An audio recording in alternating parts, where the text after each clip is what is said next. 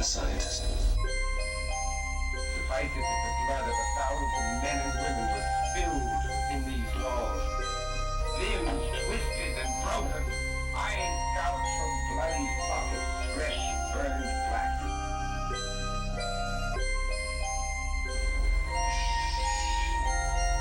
Please. You wait for death. In death, there are no accidents, no coincidences, no mishaps, and no escapes. What you have to realize is that we're all just a mouse that a cat has by the tail.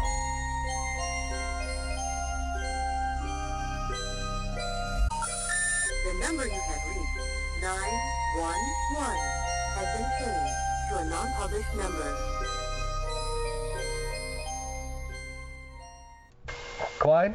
Yes. Okay, there we go. Good. Hi. See, I don't know how to run a board, obviously. Now, sometimes that happens. I've had that happen to me before, too, where you're wondering, where are they and why can't they hear me? Yeah, well, Trent usually runs the board and I usually operate the computer stuff.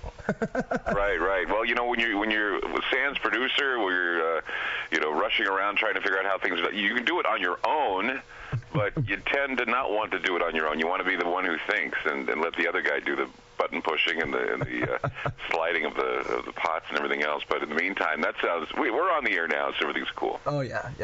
Well, I want you to tell everybody about about your I guess content dispute, which led to you leaving the station.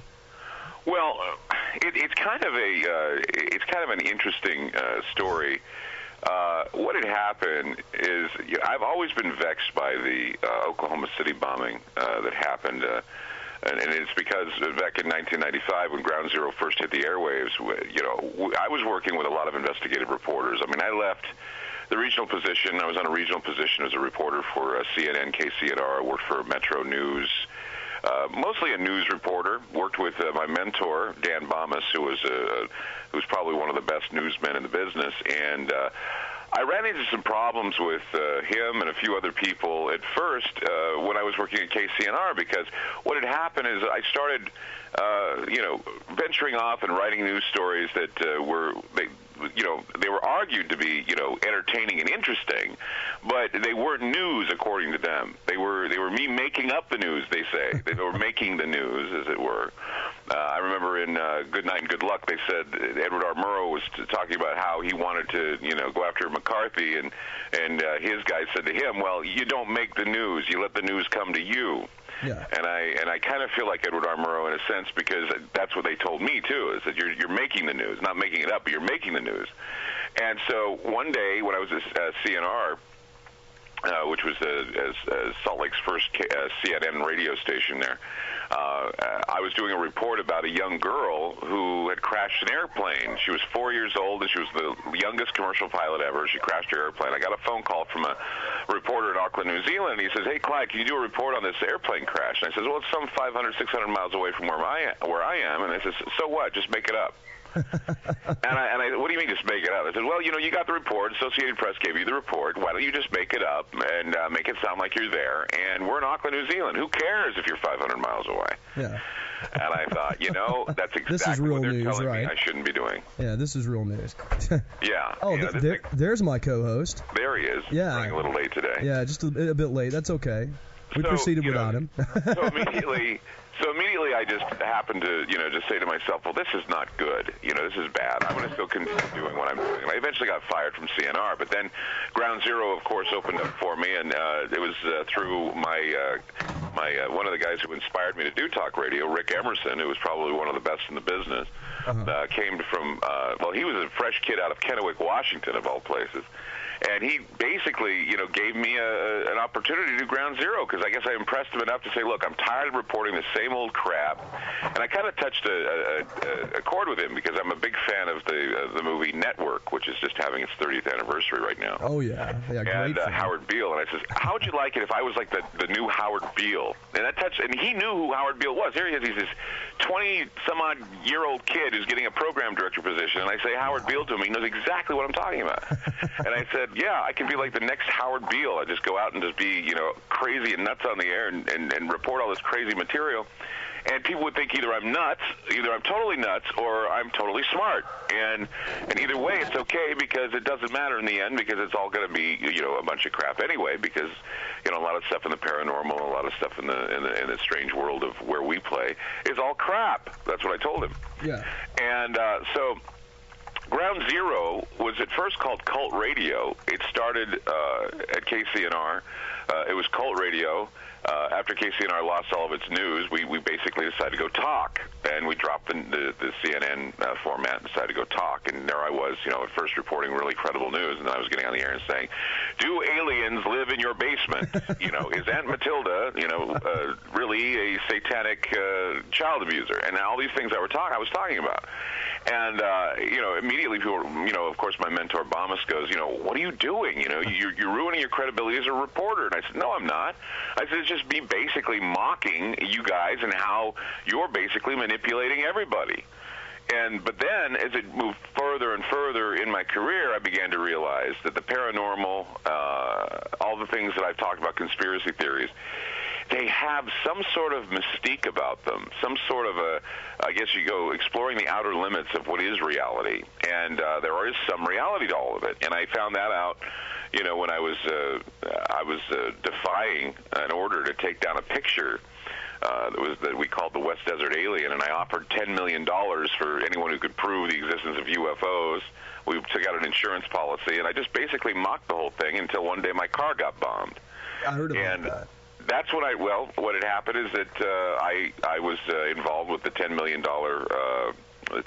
contest, and I think that I was being taught a lesson by somebody to quit fooling around and quit playing and just take it seriously. And not to go into too much detail, but the car bombing was something that woke me up to the idea that this is reality, and that you mess with this type of stuff and you don't give it the proper respect it deserves, you can easily find yourself in a position of either being threatened or killed or whatever, and a lot of reporters have had that happen to them. I just happen to be safe, and I happen to be protected by a number of people who I really respect and have been with me all this time. Huh. So that's what we're seeing now. And then moving to what you were talking about, the content dispute back in, the year 2001. It was just prior to 9/11. I had done a report on Timothy McVeigh, basically that he didn't act alone in the bombing of the Murrah Federal Building. And I had reporters who I had respected and known over the years who were basically contributing to my story and basically telling me that I was correct in what I was saying. And what had happened is that I went on the air, and I actually, in a rant that I usually do, I said, if we kill Timothy McVeigh, then there will be an attack on the United States. It'll be so powerful, so devastating that we won't know what hit us. Because we are aware of terror cells, and we're just letting them run rampant. We're going to kill Timothy McVeigh. And he needs to give up his name. In reality, there's more. There are more heads to the Hydra than we really know. And people got a little antsy about that and thought that I was basically saying there will be a terrorist attack and that I want it to happen, and I didn't want it to happen. I just said it would happen because of our mistakes in our foreign policies. Yeah. And then I wrote an article just prior to 9/11 called "The Apollyon." No, it wasn't the Apollyon. It was the Abaddon Nexus is what it was called. The Abaddon Nexus. I wrote it, and I wrote this article about how I feel like that the world is under attack and we're about to have some horrible event happen to us. And I remember I wrote it, and I posted it, and then 2 weeks later, 9/11 happened, and I got a phone call from a guy who was just traveling across town. He was in Indiana, and he said, "Clyde, you don't know me, but I'm somebody that is in intelligence." Wow. And I said, "How'd you get my phone number?" He says, "I have my ways of getting your phone number." And he said to me, "Do you realize that you've predicted 9/11 twice?" And I said, "How so?" And he said, "Well, you predicted it on your show, and you lost your show." And he says, "And then you wrote this Abaddon Nexus article," and he said that the word Abaddon shows up in the Bible. And I said, "Where does it show up?" And he goes, "In Revelation chapter 9, verse 11. Yeah. And I realized that then there were some really strange powers playing on me The and I Abaddon. realized that was the definition of 9/11. The Abaddon thing has to do with a locust or some kind of plague. If I'm not mistaken, it's been a while since I've read that. Actually, Abaddon is the destroying angel. Okay. Oh, well. Apollyon, Abaddon. Abaddon is the destroying angel that has the key to the bottomless pit, and that he basically brings destruction to the world. And I didn't, I knew that was who Abaddon was, but I had no idea. And when I was writing it, that it was actually in Revelation 9/11. I just, like I say, I always tell people that the Bible is like a phone book. You read it, and then you have to look up names and numbers again because you don't know exactly where everything sits. And then when you go by memory, because I've being a missionary, I studied the Bible over and over again. I'm aware of the Bible. I know what the Bible says, but I mean, if you were to give me verse and chapter, I wouldn't be like a Bible scholar. Oh yeah, I don't think a lot of people do that. But when that guy told me it was Revelation 9/11, I about died, and I realized that what I'm onto, what I do, is very important and very significant. And I started noticing that I'm seeing patterns in things. And I see patterns. I have an uncanny knack for seeing patterns. Some people think I'm psychic. I tell them I'm not psychic. But if you read some of my articles I have on my website, you will see that years prior to all of the things that are happening now, I've written about them. And I've written them in detail about what I see in the future. And it's all because I'm seeing what I call textual patterns in things, the intertextuality of concepts, giving attribution and meaning to all kinds of things that I see, and all kinds of things that I see in patterns and things, and you begin to see this in Hollywood, you begin to see this on television, you get to see this in the media, writing, and on the internet. And so Ground Zero has developed into this I guess you could call a filter, if you will, for propaganda, a filter for what I call the seeing of patterns, the intertextuality of things, looking at the processes of attributing certain types of events and certain types of things and giving them some sort of meaning, more meaning than most people want to even give them. In fact, some people have told me I have more time on my hands and that I see patterns and things that aren't really there. But I think my seeing of patterns has been very, very accurate. All right, well, I'm gonna introduce you to Trent here. He just got here, and I also want to ask you another question that's kind of off topic of what we were getting ready to go into. We talked about earlier on the phone. Oh. But Trent, go ahead and Hey, Clyde, I'm here. How you doing? Hey, Trent, good to see you. Yeah, nice hearing from you. I basically broke every traffic law that the North Carolina law books has to get here. I really did. But hey, don't say that on the radio. You know they're listening. Oh, yeah, that's true. I'll get mailed multiple tickets, I guess, all at one time. Exactly. Yeah, finally here. I wanted to ask you, and I don't know if this is kosher, if we can even talk about it, and so I'll ask you first. But where we were talking about certain people and the Antichrist and how that all works out, do you want to talk about that at all, or is that something I shouldn't even breach here? Well, you want to talk about the Antichrist a little bit? Yeah, your predictions. We'll talk about the Antichrist a little bit then, if you want to. Okay. Let's take a look at what the Antichrist is, and I think that one of the problems I see, and I know the Bible well, and one of the problems I see is a lot of people are taking eschatology and they're taking Nostradamus, and they're taking the Bible, and they're taking Hollywood, and they're all mixing it together into some postmodern theory. And, as I talked before, the intertextuality of all things, we need to take a look at these things and understand that, this stuff is all a part of what has been fed into us programming-wise. And so a lot of people want to think that the Antichrist is some character in the Middle East wearing a blue turban. Okay, and it's because Nostradamus said something about a blue turban man, and Hal Lindsey has talked about this stuff, and everybody's talked about it, and so we have this I guess you could say this composite of all these ideas, and when you really look at who the Antichrist could be or who they can be, you have to take a look at bloodlines. You have to take a look at the Merovingian, legends. You have to take a look at, who our leaders think they are. And so, you take a look at this and you say to yourself, well, okay, how is it that there is a criteria for the Antichrist and who fits the criteria? And my speculation as to who fits the criteria for the Antichrist is not George Bush, and it's not Osama bin Laden, it's not Saddam Hussein, but it's going to come from the royal family of England. And I believe it'll be Prince William. And I've talked many times with a number of people. In fact, There's actually a book called The Antichrist in a Cup of Tea that speculates that it's Prince Charles. Wow. But I say that it's Prince William, and the reason why I say it is because I think that what they're going to try and foist upon us is the imagery, and once again, that word, the intertextuality and semiotic relationships with movies like The Da Vinci Code and others. They're going to try and convince us that the Arthurian legends of the old and the Merovingian legends of the bloodlines, and whether or not Jesus Christ died on the cross or not, it's all going to be speculated upon, Holy Blood, Holy Grail, etc., etc., etc., that the royal family are the direct descendants of Jesus Christ. And that is, in essence, anti-Christian, and that is, in essence, blasphemous, and so therefore we're going to be seeing some changes in churches, and we're going to be seeing an ecumenical group being built, and that ecumenical group is going to surround the Catholic Church and the Church of England. They're going to combine to make one centralized religion, and it's all going to be, against one other religion that we're already fighting against, and that's the Muslim faith. And the Jews, of course, are going to have to join, or they're not, or they're going to die too. Wow. And if you don't think for 1 minute that we won't turn on the Jews, it's happening. You're seeing a lot of anti-Semitic attitudes going on. And I think that it all goes back to the idea that, the people forget about the showers being turned on and the ovens being fired up. Yeah. And I think that the ovens and the showers are being prepared now. And whether it be for the Muslims or the Jews is anyone's guess, but right now, if you don't think that history isn't going to repeat itself and that hatred doesn't seem to regenerate, then you're a fool. Right. And what I'm saying here is a warning to everybody that, don't be so high on the idea that these Christian Zionists are so pro-Jew, because they're not.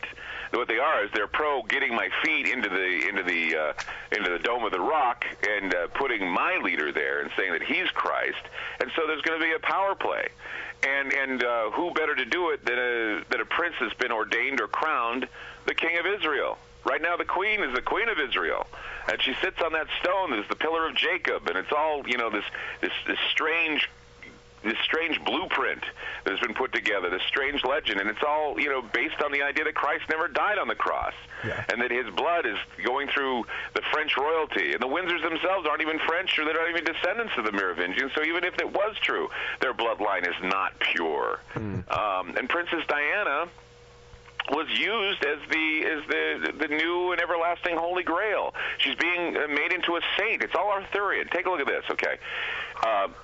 Princess Diana has been buried in a tomb that's in the middle of a lake, okay? And Prince Charles and Prince William both have the name Arthur in their names. Wow. and so what they could easily do is saccharine the name. I mean, Queen Elizabeth is not named Elizabeth. She's named something else. And so what they'll do is they'll saccharine the name, just like Joseph Ratzinger saccharined Benedict XVI, and they will saccharine the name, and he will become Arthur. And if he's Arthur, then he is what they call the new and everlasting king. And if he's the new and everlasting king who is supposed to return, according to the Arthurian legends, he has returned to redeem his people and to save them from impending doom. And everyone has thought that the Arthurian legends are all anti-Christian, that putting someone ahead of Christ or ahead of the Christian faith in a position of power. I mean, the King and Queen of England are the ones who hold the keys to the Church of England. Oh, yeah. And they have the royal blood going through them. So how are you going to argue someone who claims to have the blood of Christ flowing through his veins? You won't do it. Not at all. Go ahead. Oh, yeah. Give a call in. Okay. For all of you listening out there, I want to talk to Clyde Lewis. Here's the numbers: 1-800-960-2289. Or you can call us on the local K Vegas number, 336-996-1596. And that number's on the website as well, worldoftheunexplained.com. There's also a link to Clyde Lewis's Ground Zero website. And, of course... Which I want to talk about that, too. But go ahead, Trent, what were you saying? Oh, nothing. Wow. That's what I say. Here's something to even prove my point even further, okay? Okay. If you look in the Bible, I think it's Revelation, in the book of Revelation, when you go through 9... 11, and you go through 13, you go through Revelations 12. All those areas is where we want to focus if you want to look at the blueprint that's being forged right now. Okay. It talks about, and I saw in the midst of heaven, and I'm just thinking about this verbatim, so don't quote me directly from the Bible because I'm doing this by memory. It says that a woman clothed with the sun, with the moon at her feet, appears in the sky in front of John the Revelator. Okay? Now, she's clothed in the sun. The sun, of course, is the symbol for royalty. It is the symbol of Leo the lion. It is the zodiac symbol of Leo the lion. When Princess Diana was buried, her coffin was draped with the flag of a lion. Now, it says the moon at her feet. Who is the goddess of the moon? Does anybody know? Well, I think the old Greek myths. No, that's the. I wanted to say Diana was associated with it. It is Diana. Oh. Diana is the moon goddess. The idea is to then have the moon goddess give birth to the moon child. Okay? The child of the moon, the Antichrist. It was attempted back in the times of Aleister Crowley. It was attempted back in the times of Jack Parsons and L. Ron Hubbard. They tried to do it in the desert back in the 1940s, and Crowley was ticked off that they tried. But then we have Diana, who is the holy grail of the new prince, the one that's supposed to rise up. She gives birth to the child. In the Bible, it says that then she gives birth to the child. The child is born, and then a huge dragon comes up out of the ocean and devours the child. That's Revelation 13. How about the dragon? The dragon, yeah. What is the symbol The beast. of Wales? The dragon. Yeah, it is the dragon, isn't it? Exactly. What is the symbol of the commerce of London? The dragon. Oh, okay. I was going to say you beat me on that. So the dragon rises up and it chews and devours the child, basically raises the child. And then after the child is born, the woman escapes from her homeland and goes to a place that God has prepared for her, which means she goes to her reward, which is her death. So she goes to her reward, she's at her death. Princess Diana is sitting in a car with a Muslim, Dodi Al-Fayed. Their car rams into the 13th pillar of the Ponte Alma tunnel. Now, do you know the significance of Ponte Alma? No.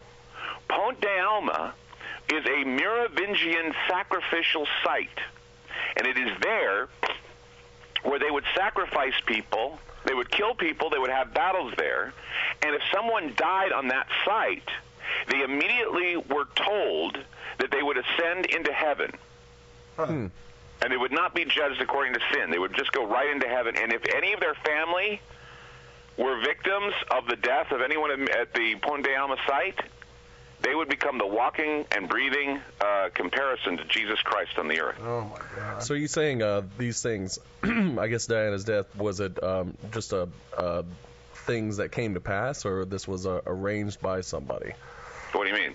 It was arranged. Okay. What they're doing is they are basically playing out what I call the medieval drama. Okay. They're doing their own little medieval dioramas, and they're playing them out on their own, so you and me can see these things, and it triggers some underlying meme that we are not aware of. I'm aware of it because I see it plain as day. Most people aren't aware of the memes that are being triggered. But somewhere along the line, I mean, I say to people, I think Prince William is the Antichrist. The first words out of their mouth to me is, he's too good looking. He's so nice. Why would that happen? Of course the Antichrist would be good looking and charming. Charismatic, Yeah, he's not going to be some guy under a rock. Well, I think it's not going to be some guy with a turban on that we're all going to hate anyway. Exactly. Yeah, it's going to be somebody that you don't expect. Although what's really odd is I remember when they started showing pictures of Bin Laden, me and Trent both looked at each other and we're like, this kind of looks like, the pictures you see of Jesus. That was really freaky, in a weird kind of way. It bothered us a little bit. Yeah, but I guess, you come from that part of the world, you're going to share certain ethnic characteristics. Yeah, I guess so. But, I think what's really odd is the way this relates back to the whole Elizabethan era, where we talk about the cycles of beings and stuff like that, and how the king is related to God, and God tells the king what he's doing, and all this, that, and the other. What do they call and I know it? Thomas Paine I can't remember what they call it, but Thomas Paine even mentioned it in his book Common Sense. He had talked about how this was exactly wrong. He said because even in the Bible he went back and he talked about some of the ancient some of the ancient peoples of God, where they would lead people out and they would say, well, we want to exalt you as a king. And he's like, no, well, you're going the wrong way about that, because there's only one king and he's in heaven. Yeah. Right. I think it's called the Divine Right of Kings, actually. The justification for the there's royal like a cycle. family. I can't remember what See, it's the only called. way these people can be royals, the only way they can be that way is if they have to have a special kind of blood flowing through the bodies. That's why there's such a interest in bloodlines, pedigrees, and that sort of thing, is because for some reason there's that idea that one person's bloodline is better than another person's bloodline, which is bigoted, and it's also a eugenics type of thing. Yeah.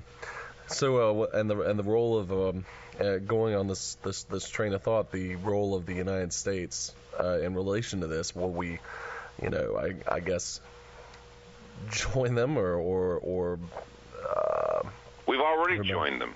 Oh, okay. We are the army that's going to protect the Antichrist. Okay. We are the army that is going to be protecting the Antichrist, and that is our job, our role. The royalty is going to be focused on a small area of Europe. The European Union is being established. There are 12 stars in the European Union flag. There are. Now remember, the woman of Babylon that's seen by John the Revelator is wearing a crown with how many stars on her head? 12. Yeah. Now, what about the 10 kingdoms? Isn't it 10? Well, that's something that's going to come later on. We'll be able to identify the 10 kingdoms, but in the meantime, we're looking at the 12 stars. We're looking at Diana, and what she carried was the sun, was the Holy Grail, or was the Antichrist. So the new Christ, the new Prince of Peace. So do you believe, or we call it Pax Antichristus, or peace through the Antichrist way? Yeah. Do you believe that the predictions that were made after Ratzinger took over the popedom,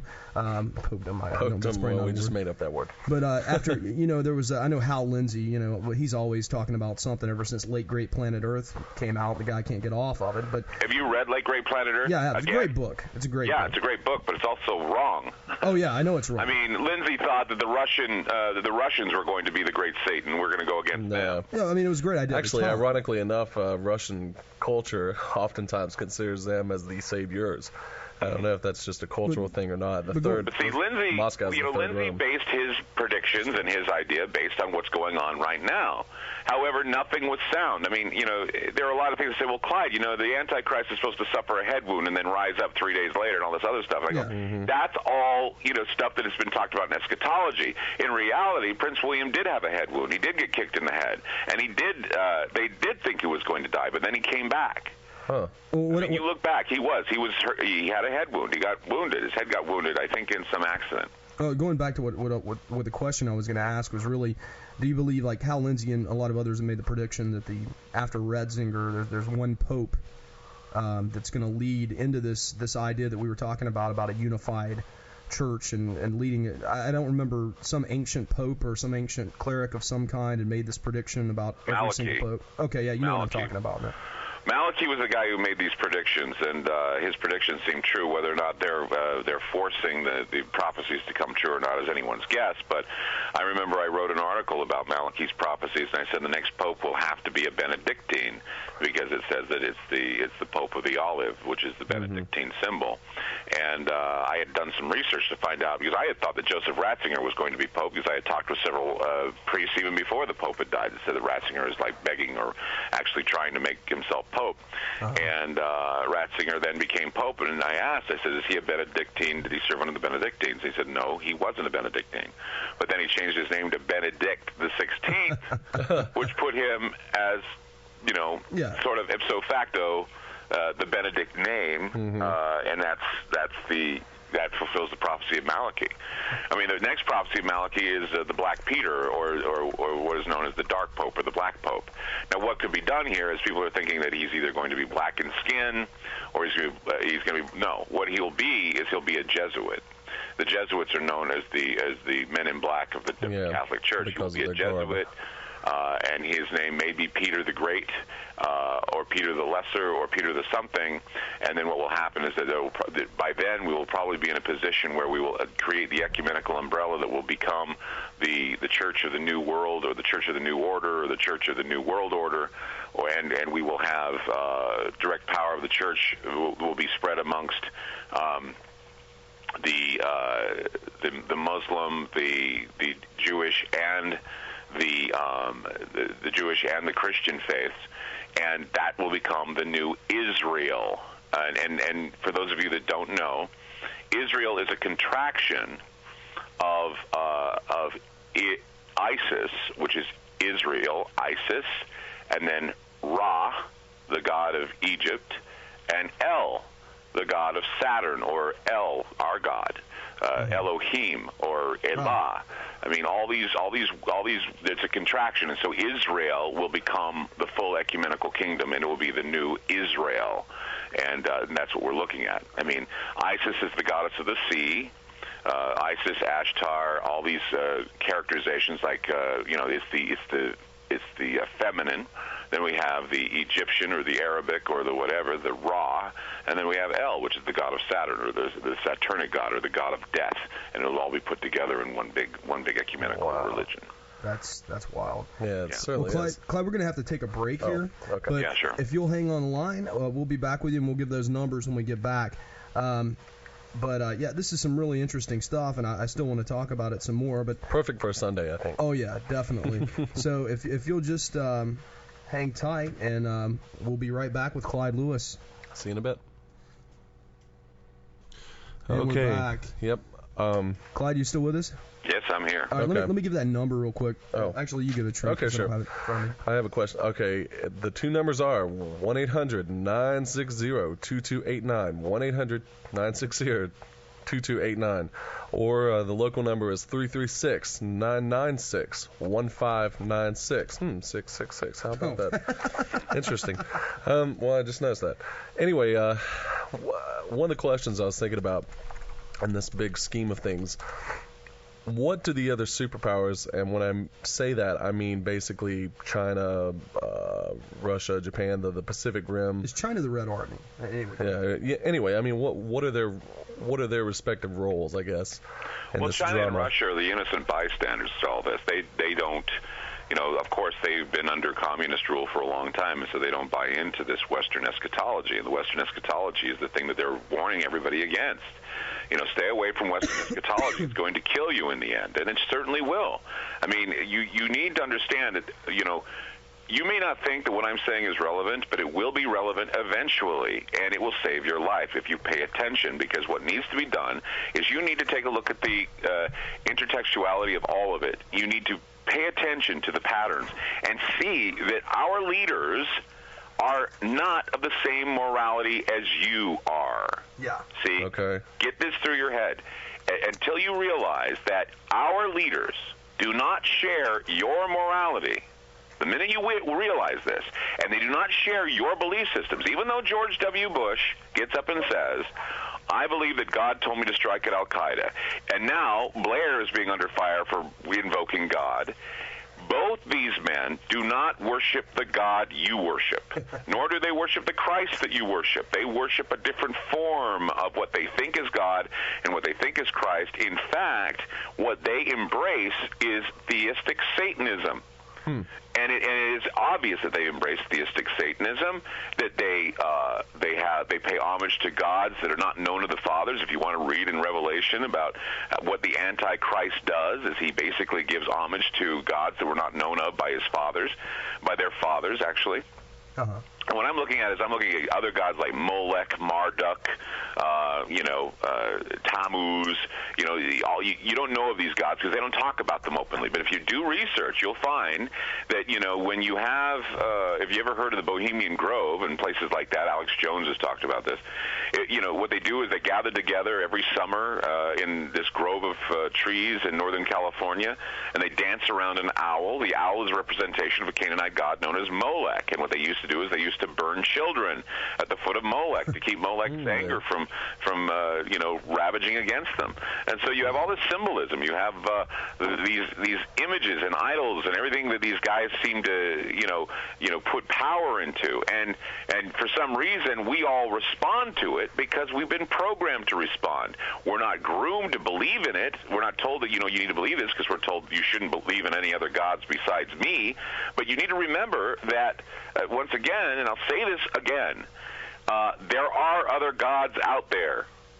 It's just that the God that you worship is not the God that they worship. And so when I talk like this, I say, Clyde, do you really believe this? Hell, I don't know what I believe. I just know what they believe. I just know what medieval dramas they like to carry out. What, sacrificing the king with the Kennedy assassination, making sure he's dead, killing the king. All these strange little medieval, dramas, psychodramas that they fulfill, they do it by design because their morality is not the same as our morality. They kill for fun, they kill for profit, and they kill to fulfill prophecy and destiny. Now, I found this. We were talking on the break, and obviously you listeners couldn't hear us, but we were talking about a song called Jerusalem. I found this on the internet here. It says it was a Patriot Song composed by Charles Hubert Hastings Perry in 1916, and the words are from a poem by William Blake. That fantastic mystic. And it says, I'll read it real quick here. It's really short. And did those feet in ancient time walk upon England's mountains green? And was the Holy Lamb of God on England's pleasant pastures seen? Okay, stop right there. All right. Was the Holy Lamb of God walking along the English scene? Countryside, basically. Yeah. That's all based on Merovingian legend that Christ left Jerusalem and came over to France and England and basically married Mary Magdalene and had children there, and that their bloodline is there in Europe. To the kings. Through the kings. All right, exactly. Well, here's the second verse. And did the countenance divine shine forth upon our clouded hills, and was Jerusalem builded here among these dark satanic mills? Was Jerusalem built in Britannia? Yeah. Is Britannia going to be the rising force in the New Jerusalem? Bring me my bow of burning gold. Bring me my arrows of desire. Bring me my spear, O clouds unfold. Bring me my chariot of fire. Wow. Yeah. In the last verse here that's on here, I will not cease from mental fight, nor shall my sword sleep in my hand, till we have built Jerusalem in England's green and pleasant land. Wow. That's the future. Wow. Now you can't tell me that an antichrist will not rise up out of Britain, and that he will not have the power to convince everyone that Jerusalem should be built there. The New Jerusalem will be built in Europe. The European Union. 12 stars, 12 tribes of Israel, 12 signs of the zodiac, 12 disciples of Christ. Wow. Think about it. It's all written out for you. And if you know and you have knowledge, you realize that your Middle Eastern dictators and your Middle Eastern madmen are not antichrists. They're just not. They're just guys that are ticked off at the West. That's all they are. And they're against the liberal Western Satan. And what's really awesome is that when you think about the neocons, what are they against? They're against liberalism. So when you have a group of Muslims that are against the liberal West and a group of neocons that are against liberals, what do you see? You see that they're all on the same side. Yeah. And they all want to bring about terror. And for what reason? To divide the people into fighting amongst themselves. And who will unite them? The new and everlasting who? Antichrist. Antichrist, exactly. Wow. Now, let's take this terrorist thing a little bit. Do you believe that there's going to be another terrorist attack in the United States? Oh, terrorist attacks are inevitable. I don't know anymore when people say, there's going to be another terrorist attack on the United States. What is a terrorist attack anymore? I had a friend of mine who told me that terrorism is so 2001, and I believe it. I believe that I believe the World Trade Center was actually another symbolic attack. When you take a look at, I don't know, are you familiar with tarot cards at all? A little bit. Okay, well, if you get the High Priestess card, and while you're online, you can follow along on your online. Okay. Look up on Google the High Priestess card while I'm talking to you. All right. Okay, you Google the High Priestess card. It's in the Major Arcana of the Tarot. And you take a look at that card, and on the card you see a high priestess sitting in between two towers. Okay? And the towers have a J and a B on them. The J stands for, I believe, Joaquin or Jacob, and the other one is Boaz, B-O-A-Z. They are the towers of judgment. If the towers of judgment are brought down, they reveal the great secret. And the high priestess stands guard over the great secret. Okay. Now, if you take a look at the high priestess card, that is there with the high priestess between the two towers. We're looking at it now. Yep. Okay, you see that? Yeah. Now imagine the skyline of New York City with the two towers there. Okay. Oh, wow, okay. And the Statue of Liberty stands where? Right, kind of in the middle, yeah. Between the two towers. Wow. Right in the middle. That is your life tarot card, and they basically destroyed these two towers, the symbolic two towers. I mean, it's the two towers that are written about in the Lord of the Rings. I'm going to paste this link onto our chat room for anybody that's in there that wants to see it. Go ahead. Yeah. Right. You see that the towers, the two towers are represented in the Lord of the Rings, where they came to the two towers, and they tried to open the door because in between the two towers was the secret of what was inside. Mm-hmm. And you also have the two towers that are in masonry. You have the two towers that held up Solomon's temple. That's true. I mean, it's all symbolic of these ancient Babylonian elitist type of attitudes, and it's these dramas that they do. These are the things that you look at what they believe, and that's what you see. Huh. Yeah, it's kind of weird, too. We're looking at a picture of the priestess, and if I just kind of take the cross off of her dress, it reminds me of I just picked up a book about Egyptian mythology, and it looks a little bit like pictures of Isis, at least the headdress there. Of course, it's pictures of Isis. And what does the Isis marry? What does Isis represent? Isis represents the Madonna. Isis represents the Statue of Liberty, Ashtar, Isis. They're all the same goddess. They're in the same pantheon. And what does the Statue of Liberty represent? She represents the goddess who appears in the sky with a crown on her head and the moon at her feet. Mm-hmm. And it's the same imagery and the same symbolism. Now, here's something else that'll freak you little out right now. All right. Where Princess Diana died at the Merovingian point of Ponte Alma, there's a monument there. And you know what the monument is? Isis? It's a torch. The same torch that's held by what? Well, Statue of Liberty. The Statue of Liberty. Isis, Ashtar, the goddess, the high priestess. This is some creepy stuff. Yeah. It is creepy. This is what they do. They're freaky little magicians who play with freaky little images, who play with freaky little things that trigger your little memes that you don't know that you have inside your body, that give you some sort of holiness, that make you feel like, ooh, they're holy or something. Yeah. You ever notice how the way the pictures of the signing of the Declaration of Independence look like Renaissance paintings of Christ at the Last Supper? Have you ever noticed how all of our buildings in Washington all look like temples, and that the Capitol looks like the Sistine Chapel? Yeah, the reason why is because they want to make it look like they're gods. They are our gods right now on earth. They are our Roman gods. They are our Roman prophets. They are our. It's just a different look. They're wearing three-piece suits instead of wearing leaves on their heads and togas. Yeah. That's true. That's true. I mean, that's the difference. Yeah, it's like the new Rome, the new Israel, and they're going to combine them in the end. That's your new world order right there. Well, it talks in the Bible about the Jews, making a run to back to the homeland. Yeah. And you were saying about how all the anti-Semitic feelings. I guess this all plays in. Mm-hmm. And if you think the Passion of the Christ triggered all kinds of anti-Semitic feelings because we were watching Jesus being beaten on the screen, one thing they didn't notice about that Jesus that was being beaten on the screen, he had his right eye had been beaten in, and so it was swollen. Right. So he was the left-eyed Christ. Okay. Now, do you know what the left-eyed Christ is? No, you're definitely going to have to help us here. No idea. The left-eyed Christ is the Antichrist. Oh.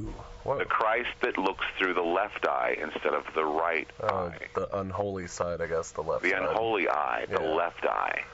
The sinister eye. Right, versus so the all Dexter. through that Passion of the Christ movie, Jim Caviezel, the guy that played Christ, was looking through his left eye. I'm going to have to take a look at that film now.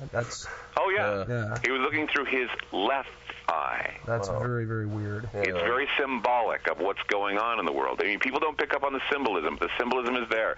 Symbolism of the left-eyed Christ. Also, I can't remember. I think it's the the CFR, the Council on Foreign Relations, they actually have their symbol. The Council on Foreign Relations symbol is actually a man on a horse with only one eye, and it's his left eye. I wonder if you can find that on the internet, Scott. Probably. And the eye that looks over the temple that says Annuit Coeptis or Annuit Keptis, on the dollar bill is the left eye, not the right eye, but the left eye above the capstone of the pyramid, and that's another symbol. The left eye is the sinister eye, the evil eye, the eye of Ra. Oh, the eye of all-consuming power, I guess. Exactly. You know, the destructive eye. Anyway, like I said, I just finished reading a book about Egyptian mythology, but anyway. Right. So the purpose of what is going on here is to create universal civil war for the purpose of dividing an entire planet, and you divide them in their belief systems, and you divide them in what they consider to be their creed. You create a climate of competing creeds, and then someone with great power says what we need to do is develop a way by which we can dissolve the creeds and make us one people on a planet that's out of control. And those that don't join the unifying religion, the unifying world order, will be killed.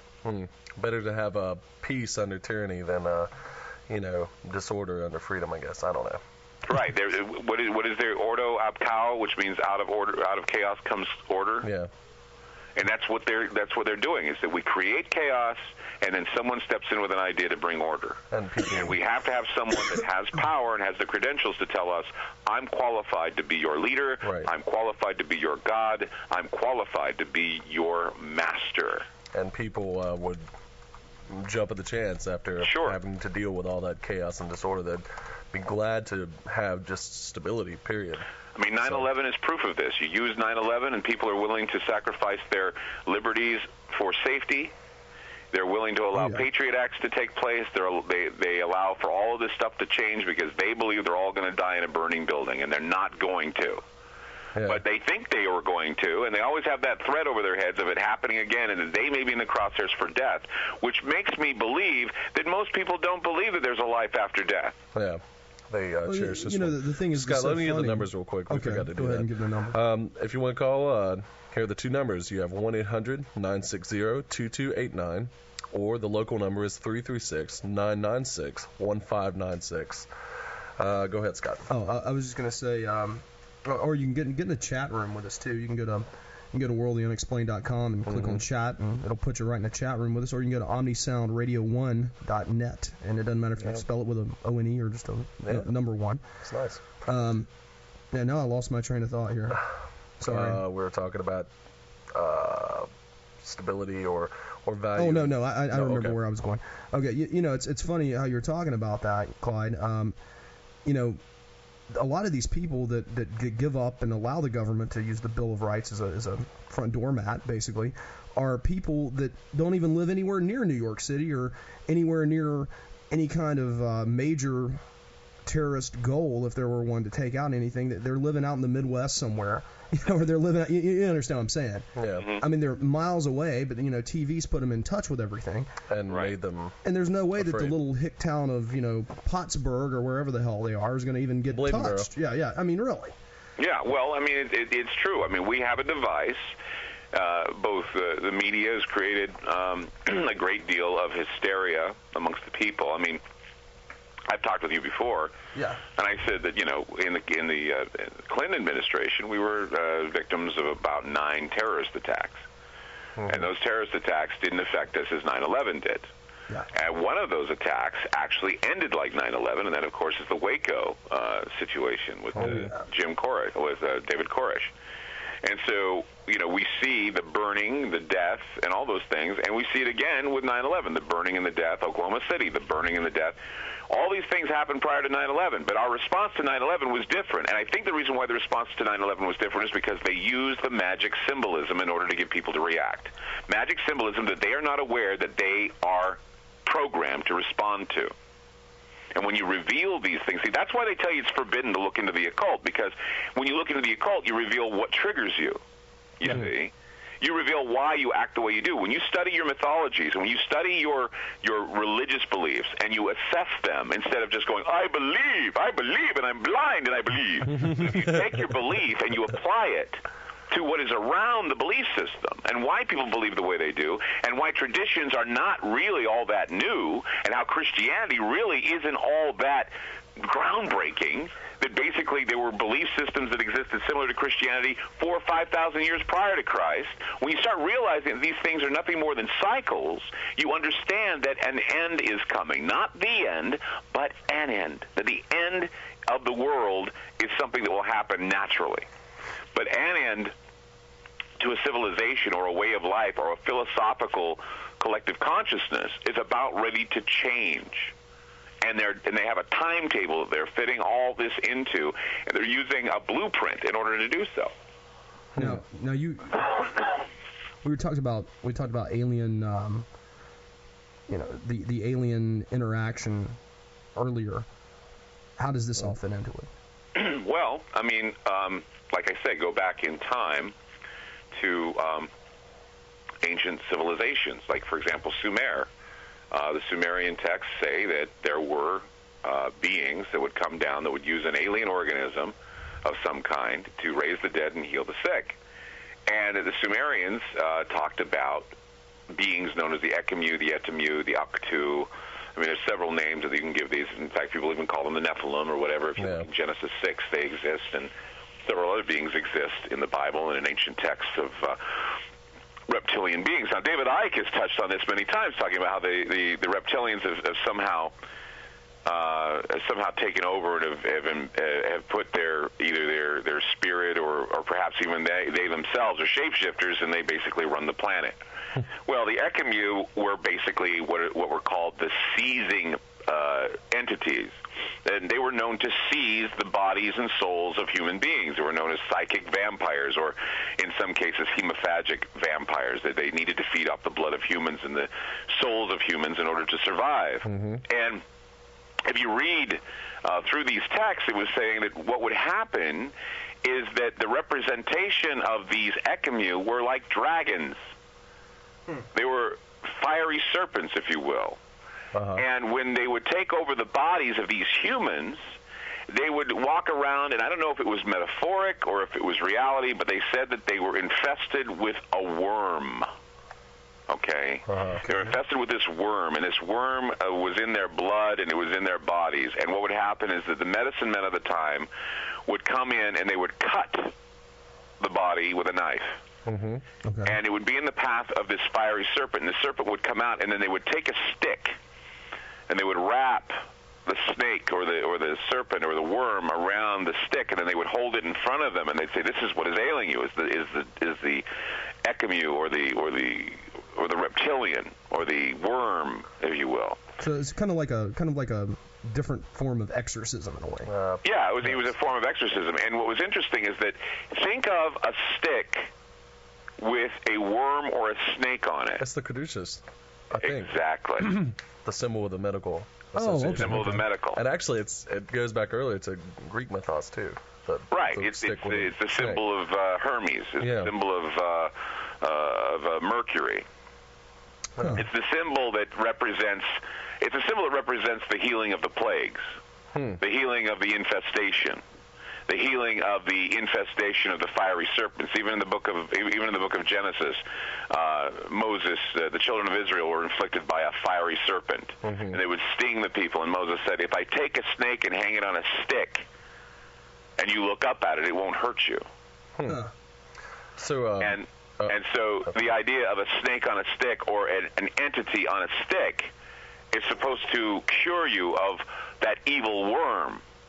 Now, I'm going to have to get you to think in your minds of another symbol of something on a stick that is supposed to heal you of evil. Can you think of what that symbol is? Something on a stick that's supposed to heal you. I don't know. It's a symbol on a stick that's supposed to heal you of evil. It's supposed to ward off.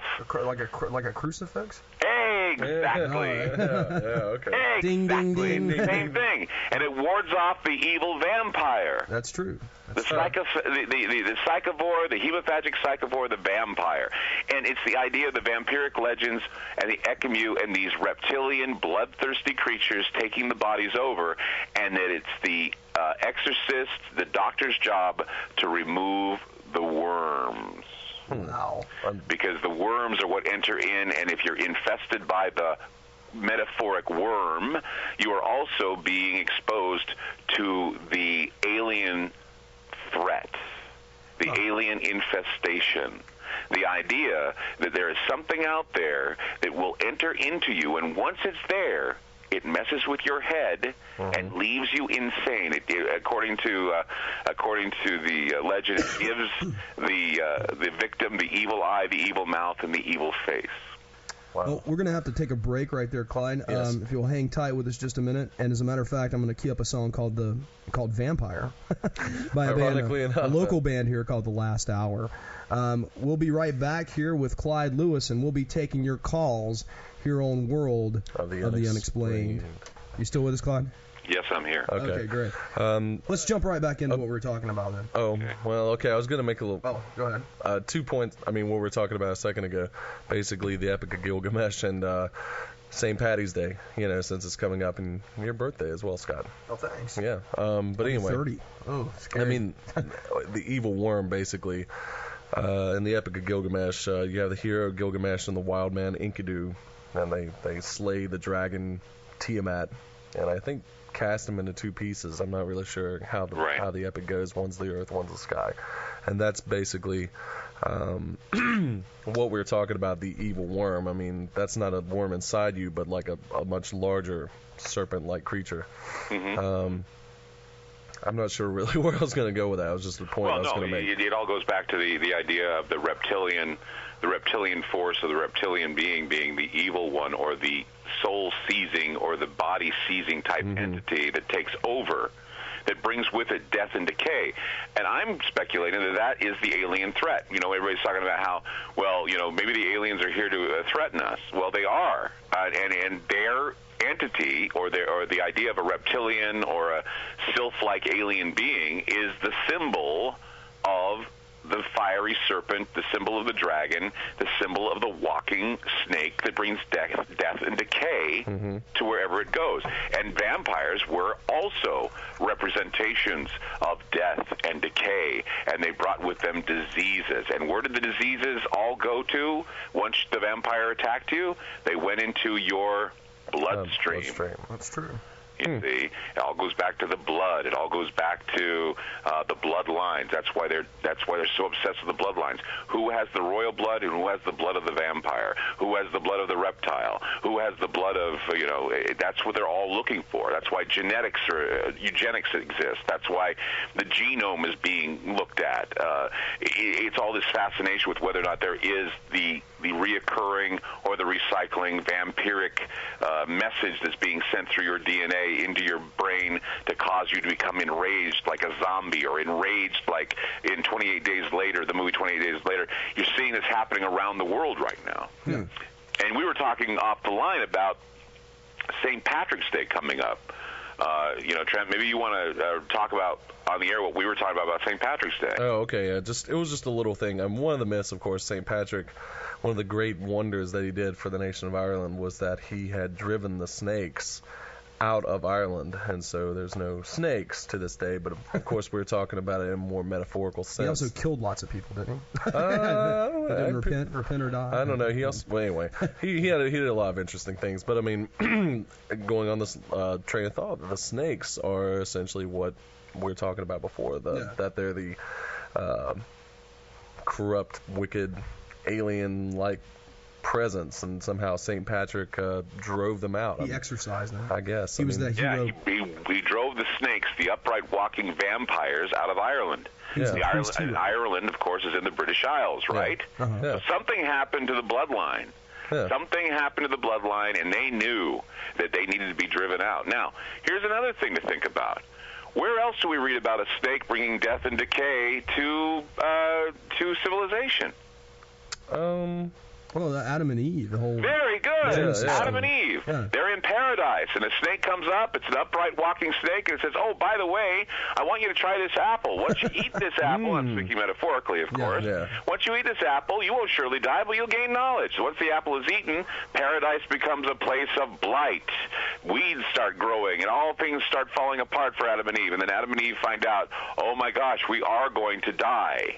Yeah. Well, you know, I And think the upright walking snake is then condemned to crawl on its belly forever. Right. And everybody's like saying, well, what do you mean it was an upright walking snake? It was an upright walking reptile. Yeah. In fact, if you look in the ancient writings of the Jews, they actually brought down angels to break his arms and legs off of him. Huh. So that it wasn't a snake. It was a walking, upright reptilian being that tempted them in the Garden of Eden. It tempted man. It got into his head and told him that he had to do certain things. You know, I think it's interesting, just off note, but well, a little off topic, but the Muslims believe, and from what I've read in the Hadith and the Quran and different things like that about Islam, they seem to believe that the fruit was actually wheat. I thought that was really, really odd when I came upon that. So the development of an agrarian agricultural society is well, yeah, bread, basically. They think once that we started making wheat bread is the fruit that Adam and Eve ate in the garden. Interesting. It could have been, but it's all metaphorical. Yeah. Oh, yeah. But the idea of upright, I mean, in fact, even the reptilian shapeshifters could all be metaphorical for an alien threat or a vampiric threat. I mean, think about some of our rituals that we do in church, too. I mean, what is the sacrament? That's the blood of Christ. Yeah, we drink the blood and we eat the flesh of a god. And especially why if you're must Catholic, we do that? Or especially if you're Catholic and you actually believe in transubstantiation. Yeah. Right. And why is it that we do that? It's some vampiric type of ritual that we do to protect us against whom? The vampires, the reptiles, the evildoers. Wow. I mean, the worms, if you will, the conquering worm. And what do they call death but the conquering worm? To protect us against death or everlasting damnation. The alien threat is that 97% of your DNA that's sitting there inside of you that's ready to send a message to basically make you go crazy so you'll turn on your fellow man. And how is it done? It's done through a series of grooming processes. It's done through a series of rituals and magic rituals that some of our elite have already done. And that they do on a constant basis because their morality is different than your morality. It's coming back to that. Yeah, I mean, just remember that. Whenever somebody says, oh, President Bush is such a wonderful man, no, he's not. If a man can wake up every day, put on his clothes, walk down, pour a box of Wheaties into a bowl, pour milk on it, drink a cup of coffee, and read in the paper that he's killed 30,000 people, I really don't believe that his morality is the same as yours. No, I think old Joe Stalin probably did the same thing. Oh, yeah. And when you've got Osama bin Laden, okay, if he's still alive, if you got Osama bin Laden in a cave, right now Osama bin Laden is smiling because we have seen, I mean, Osama bin Laden, everything that he says is coming true. I mean, he says that the West is decadent, okay, and that the West is this, and the West is the great Satan. And so, what does the West do to prove him right? Well, they put cartoons in a newspaper, and they re-release the Abu Ghraib photos, and then they release videos of Iraqi kids being brutally beaten by British soldiers. And what does that do? That immediately starts getting people a little bit angry, doesn't it? It gets them to be provoked. It starts to tap into that. It starts to tap into that part of the brain that is that reptilian side of the brain. It taps into that Eckamu side of the brain. They knew exactly where to go. They knew exactly what memes to do. They knew what strings to pull and what buttons to push, and people are reacting to it. Yeah. And they're using the media to do this. Mm-hmm. And so, you know, you have Osama bin Laden going, see, I told you they were all this way. And then, get a little of this. So, okay, tonight is the Academy Awards, right? Yeah. Okay, so we've got Brokeback Mountain out there, which is going to be probably Best Picture. Mm-hmm. What does Brokeback Mountain do? It's a movie about homosexual cowboys. And that's bad for the Bush administration. Yeah. Yeah, and so what do we do now? We look at that, we go, well, you know, being gay, big deal, so what? Yeah. But no, it is what the message sends to people like Osama bin Laden and people to the religious right who have the same attitudes towards homosexuality as Osama bin Laden does. It's the decadent West, once again, pushing their liberal agendas on the American people on the world. They're on the same side. Trust me. These guys think they're fighting against each other when in reality they're on the same side, and they're basically planning this for the whole purpose of creating, once again, the ecumenical umbrella that will be the new everlasting Israel, to be led by someone chosen that can be the great and everlasting leader. See, that's the only reason I don't like to talk to Clyde, Trent, is because once you start talking to him, you start getting in that deep mode of thought, and it really messes with you for like the rest of the week. No, that's cool though. I kind of like. It's really cool, yeah. But I dig the. It really messes with you for a while. Yeah, seriously. It's some scary when you're stuff. when you're looking at these elements, I mean, they're using the mechanisms and symbolisms to get you to react. It's classic propaganda. It's classic, it's the textualized version, the semiotic, confirmation that what we're seeing is Armageddon. We're seeing at the end of the world. I mean, okay, when Bush said, this is to prove my point again, when Bush said that L.A. was going to be under attack and that he thwarted that terrorist attack, do you recall what they did on Fox News while he was talking about the almost attack on L.A.? I don't watch Fox. They showed the library tower being attacked by aliens in the movie Independence Day. So you're watching the tower being obliterated on screen by aliens, invisible enemies, attacking our buildings, and it basically then turns you back to 9/11, where planes get flown in, and it's almost like we're seeing this semiotic triggering system again. It's triggering all that hate and that anger again. I mean, you have cartoons that deliberately insult, Muslims. You have movies that deliberately assault mentally both Muslims and Americans. I mean, think about this. There's another movie that's going to be looked at the Academy Awards. It's about suicide bombers. So you've got gay cowboys, suicide bombers, and several other subjects about violence and crazed Americans being looked at the Academy Awards. And, when is it that we've turned into, like, this savage group of people that are constantly wanting to get our diet of vengeful death and all that other stuff? I mean, it's all. This is part of the conspiracy that's being hatched by hidden masterminds that are there to provoke. And this is what you see, okay? Whether or not this has been planned, whether or not this is permitted, okay, and that these outrages are there, what I can tell you is that these methods of triggering the reptilian brain, of triggering the fiery serpent as a symbol of war, it effectively serves as the means by which both sides will be in a looming world war. And what they're doing is they're preparing their people for the coming battle. Let's go back. You say the reptilian brain, for those out there that don't know what you're talking about. Clarify. In our brains, we have our territorial nature. It's called the reptilian side of the brain. It's territorial. It's eat, drink, sleep, have sex, it's like the id. kill. Yeah, I guess it would be Those are our base instincts, our bestial instincts. Okay. We, over the years, have found ways to overcome our bestial ways through methods of control, with religion, and with the idea that we must live in harmony with each other. Otherwise, we'd all be beasts. We'd basically killing, raping, and murdering each other to get our food and our water. We don't do that anymore because we've developed mammalian attributes in our evolutionary process. Okay. But what is going on now is we are seeing that evolutionary process being reversed, because we know, or they know, rather, that if we can reverse that evolutionary programming and get people to become bestial again, that they'll all be ready to be controlled. Because they will want to have peace again. I guess. Cycle. They're just. It's all part of the planning. So that's happened several times over in history. Yeah. Oh, of course. Let me give the numbers. Oh, real yeah. quick I'm sorry. Here. It's 336-996-1596 if you got a cell phone or you're local. 336-996-1596, or call us on the 800 number, 1-800-960-2289, 800-960-2289. We promise, Clyde, Mr. Lewis will not bite you. Yeah. So I guess basically that the reptilian side of the brain is also the potentially easier to control by these masters you speak of, and the mammalian side has some stopgaps to prevent it? You know as well as I do that there's something called MK Ultra, which was the idea of programming the brain to do things, programming soldiers to become super soldiers. Right.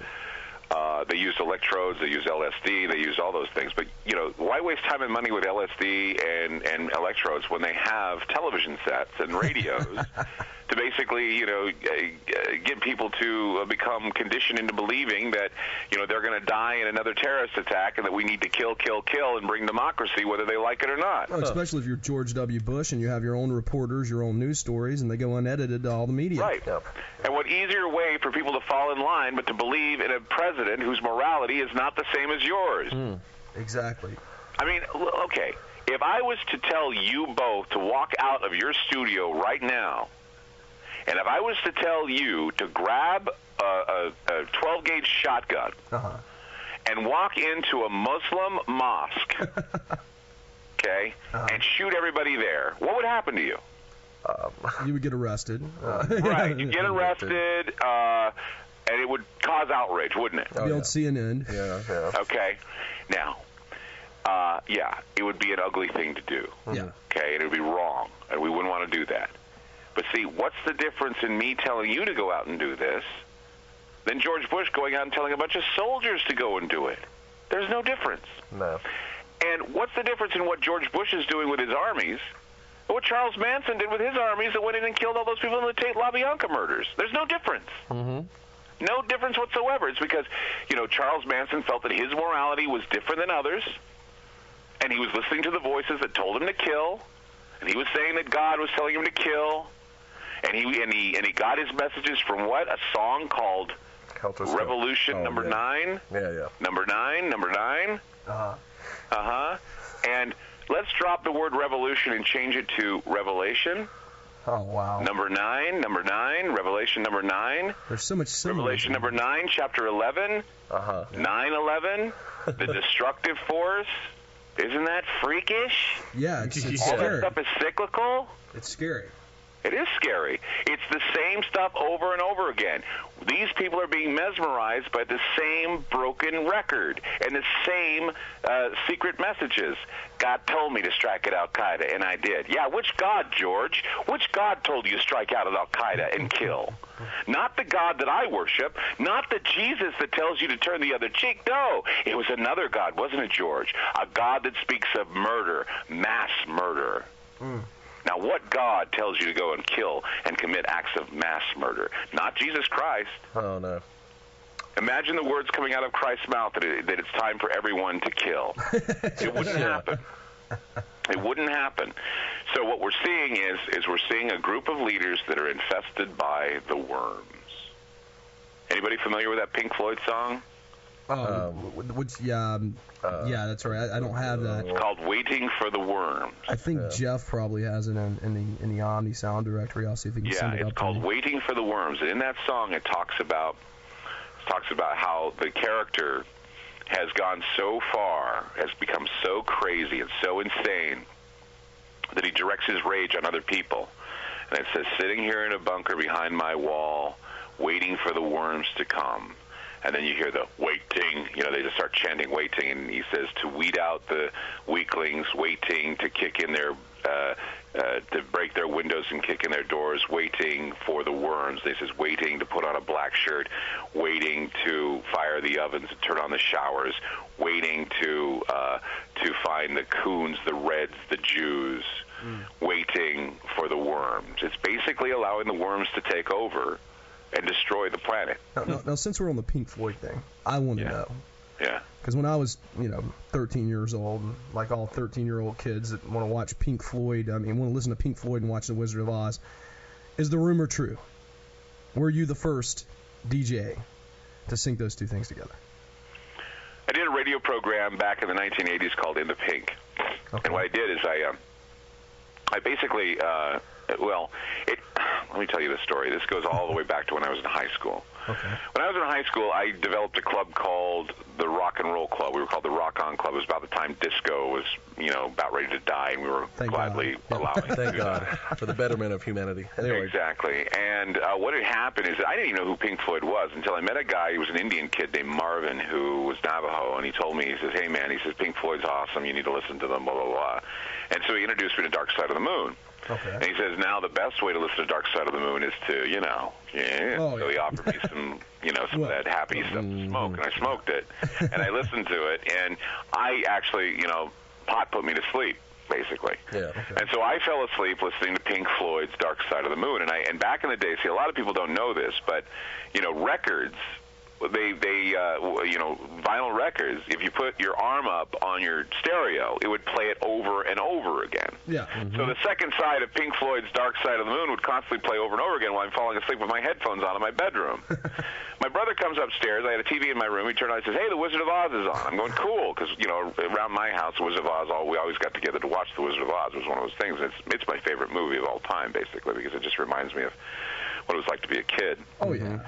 And so my brother turned it on, and I was listening to Pink Floyd, and, the sound was turned down, and the song, The Lunatic is on the Grass was playing, and I remember seeing the Scarecrow jumping up and down, and I go, well, that's pretty freaking bizarre.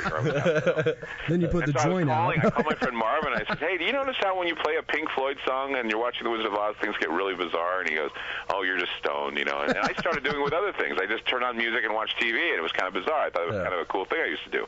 Yeah. Well, then, besides that, I kind of thought nothing of it, and I didn't do anything about it. And then what had happened is I went on a mission for the LDS Church, and while I was there, I hooked up with some guy who was a big Pink Floyd fan, and we used to listen to The Final Cut, which was an album that was really kind of creepy, and I was starting to hear messages in that album, and then I started listening to the Floyd album. I thought I was Charles Manson there for a minute. I thought it was, I'm hearing sounds in Pink Floyd albums. What's going on, And I started making the correlation, thinking that there was some sort of Wizard of Oz connection, because there was songs like there's a song called One of These Days by Pink Floyd, and in it says, one of these days I'm going to smash you to little pieces. And I thought it was one of these days I'm going to dance with the little people. And I'm thinking, oh, that has to do with, the Munchkins. And, I just came up with all these stupid ideas. And so what had happened is that, I had all these ideas. I'd write down all my crazy ideas. And I do that on my website. If you can get past the front page now, because we've kind of put on hiatus for a minute because we're getting ready to change everything. Yeah, I want to talk about that in a minute. Yeah, we'll change it. We'll talk about that in a while. But anyway, so what had happened is that I eventually ended up doing a show called In the Pink, where I would blend Pink Floyd songs and movie soundtracks. And actually, Pink Floyd and the Wizard of Oz wasn't the only thing that I blend. There's actually, have you ever heard the song Whole Lotta Love by Led Zeppelin? Oh, yeah. Okay, the orgasm part where it goes, got a whole lot of love here, got a whole lot of love here, and then it goes, you hear it going crazy in that song? Yeah. Well, in that part, if you take On the Run by Pink Floyd off Dark Side of the Moon, and you run it at the same time, it synchronizes. It's perfect. Really? It's amazing. Yeah, it's like it was made for that piece and it goes in time completely. It's that thing that goes. It's that weird. It's called On the Run, and it's like got a whole lot of love, got a whole lot of love, got a whole lot of love, and then you hit down, and then you run that at the same time underneath it, and it synchronizes perfectly. And so I used to synchronize Pink Floyd songs to other songs. In fact, there's another song called I think Mamma Gamma by Alan Parsons Project. And if you play that song and play We Don't Need No Education with it, the Pink Floyd's Another Brick in the Wall, Part 2, it goes perfectly with that. It will synchronize perfectly with that. So I was making different versions of Pink Floyd songs, just synchronizing regular songs to them. Now mashup is the big thing right now. I was doing mashups back in the 1980s when I was doing my Pink Floyd stuff. Oh, yeah. And I would mash up and synchronize all kinds of things. And that's what I do on my show. If you listen to Ground Zero at all, you hear all the montages and mashups I do with songs, right? Oh, yeah, it's amazing. Yeah, Especially the Grinch. I've got to. These guys have to check out your Grinch thing on the Omni Sound site. It's a quick take. Yeah. And you've done. Clyde did all the voices on it. It's just amazing. You have to hear it. Yeah. It's amazing. So I I do all this crazy stuff with sound and everything else, and I implement it in Ground Zero. But see, I was doing this with In the Pink, and I was getting great ratings at night. People would listen. It was wonderful. And then one day, this girl that I used to go with, her name was Cat Savage, a guy by the name of Barry Mull, who's dead now, was like this genius radio programmer. And he said to me, he says, Clyde, I listen to what you're doing. He says, you know what's really odd is he says, we ought to do some experimentation with what you do. I mean, you use Pink Floyd, you use Wizard of Oz.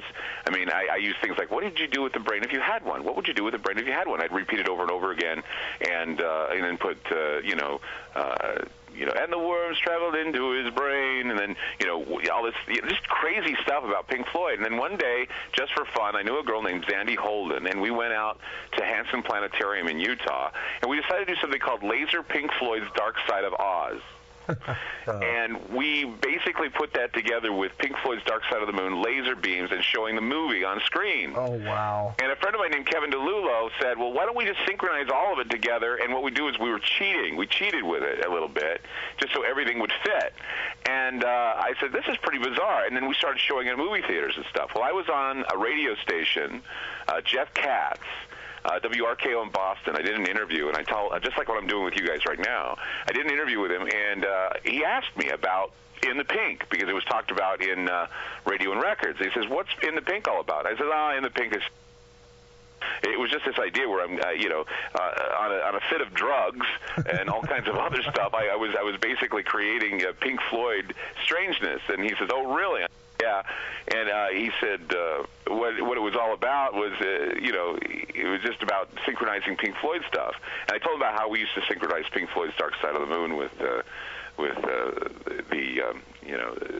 Wizard of Oz. And 2 weeks later, there was these DJs, Boston DJs, that were showing it in a movie theater. And I thought, damn them. They get a write-up in the Boston Globe. Oh, that's so And I'm like, well, wait a minute. I mean, that's what I was doing. And so then what I did is I turned around and I said, well, I didn't do it. I just didn't even want to get in trouble because I figured I just pulled away. And I said, I didn't do this. And then I did an interview with Alan Parsons, and I talked with him about what I had done. And he said, oh, you're out of your mind. And I said, yeah, but, people are thinking that maybe Pink Floyd did this on purpose. And he told me, he says, there's no way they could have done it on purpose because they didn't have video to synchronize it. And see, people forget that, that album came out in the 1960s, and if they were going to synchronize it, they'd have to have a big screen, and they'd have to play to the thing. So it was just a synchronicity, because that's all I talk about on my show, synchronicity. And so then I kind of abandoned it for a while. And then I started noticing that people were talking about it online, and then I brought it back, and I started doing it in Utah for a while, and then I stopped doing it. And then when Turner came out with Dark Side of Oz on video, I then decided that, because Turner owns the Wizard of Oz, and I guess he got the royalties to do Pink Floyd and synchronize it. So I just backed off on it and said, well, I've got other things to do. I'm doing Ground Zero right now. And but there are a lot of people who do know that I started this, that I was the one who was involved with at least, maybe I picked up on it from somewhere, maybe somebody else just sat down and did it, but I have the shows, and I have the program directors and everybody to tell you that I was synchronizing stuff and doing weird sound clips and sound montages long before mashup worked, long before it became common to hear mashups and stuff, because I was just doing that because I figured I started hearing patterns in songs, and I'm just a guy who sees patterns going on. Huh. That's just wild, man. I mean, I wrote about how it all came about on one of my articles on my website, and I could give you how it all began and how it all started. I can tell you exactly who was involved and what was going on, and everybody else will, they'll say, well, we were doing that long before. No, they weren't. No one had ever heard of it. No one ever heard of it. In fact, until nothing came about until it was. I can say right now that it was Jeff Katz's radio show that did it. That he was the one that put the seed in people's heads because I talked about it, and then eventually it was done. Huh. Well, wow. on that note, we're going to take a short break, and I was going to play Waiting for the Worms, but it's up now. I'll be playing it later. Unfortunately, I can't get it onto my into my Sonic cart right now, but that's okay. And we'll be right back with Clyde. A World of the Unexplained. All right, Clyde, you still hanging with us? Oh yes, I'm here. Okay, great. Okay, so the next thing I want to talk about numbers. real quick. Oh yeah, let me give the caller numbers. Everybody's lazy today for some reason. It's Sunday. Yeah, it is. 1-800-960-2289, 1-800-960-2289, or 336-996-1596, 336-996-1596. Talk to Clyde Lewis. I want to talk about what's going on right now on your website, because it's really weird. Jeff called me the other night going, what's going on here? Yeah. I built this site and I get this, all this stuff. Before we had the Ground Zero website, which is what the link I'd posted on our site for you. And now I pull up your website and I've got this podcast revolution thing up. Podcast. So what's going on? Well, Ground Zero is a lot of things to a lot of people. We have Ground Zero Quick Takes, which are on OmniSoundRadio1.net, and they're also being podcast. We have News at Ground Zero, which is with Aaron Duran and Sadie Gregg, both journalists and producers that have worked with me in the past. They're all reruns we were running of those because we haven't been able to get into a full studio to produce anything for at least, it's been almost like 7 months now. Yeah. And Ground Zero Total Recall, which are all my old shows, which when they play, it's almost like they never have really left, because a lot of what I talked about last year is happening now. So all I have to do is I have to phone Jeff on the phone and say, remember that show we did about this? Rerun it again. It's exactly about what's going on right now. And this was a year ago. That's crazy. And so what is going on is we're podcasting these things now, because I want people to realize that we are on the Internet, and we are talking, and we are giving cutting-edge material. Our stuff...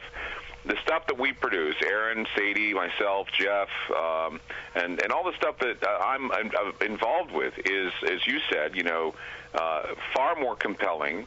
Yeah. And far more, I always say that I'm scarier than the others. You are. Yeah, you really are. Well, I'm scary, and I'm also funny at the same time, which, I like to kind of be, I have a sense of humor about all this, but not to the expense of the listener. I'm not going to have, phone lines devoted to time travelers or aliens that can call me at random and claim they're aliens and have fruitcakes call up and say they're the Antichrist. I don't play that way. Don't knock the time traveler. I've got the John Teeter guy coming next. Yeah. He can be a time traveler. That's fine. But I'm not going to open it up for people who, on a whim, that are driving their truck in Alabama going, yeah, I'm a time traveler. I drive my truck from one time zone to the other time zone. Yeah. Bring it on back, buddy. I'm not that type of guy. Okay. Yeah. And so because I have through experience have learned to be a little bit more respectful of what the paranormal is, because belief systems are precious, and they can be crushed, and they can also be exploited. And people have their belief systems, and there are those people that are just so caught up in their belief system they're not willing to understand that there are bigger things out there than whether or not a man died on a cross, thousands of years ago. There are bigger things out there than whether or not, a war was fought over someone's god. There are darker forces at play here. There are other forces at play here, and there's manipulation being done to get you to believe the way they want you to believe. And if you play into it, then you're going to fall victim, as I said, to the psychic vampires, the hemophagic psychivores, the blood drinking, the blood eating psychic vampires out there that have been around for millennia. Yeah. And, if I'm using vampire as a metaphoric term, if I'm using it as a reality term or a real term, is not important.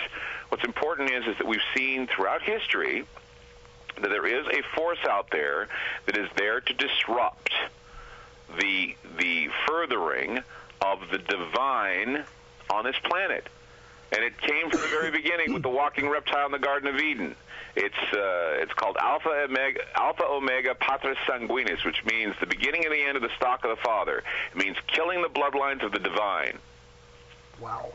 Knocking off the bloodline of the divine. Wherever the divine is, they try to thwart it.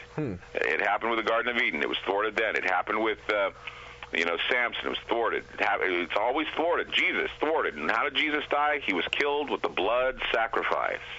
Whenever blood is shed, the evil gods are pleased, because they are nothing but bloodthirsty animals. And they want to turn every one of you into bloodthirsty animals. And the more we allow that group of, that worm to get in, and to run the world, the quicker we'll become part of what actually happens to the human body. What does the human body become when it gets thrown into the ground? It becomes food for the worm. Oh, yeah.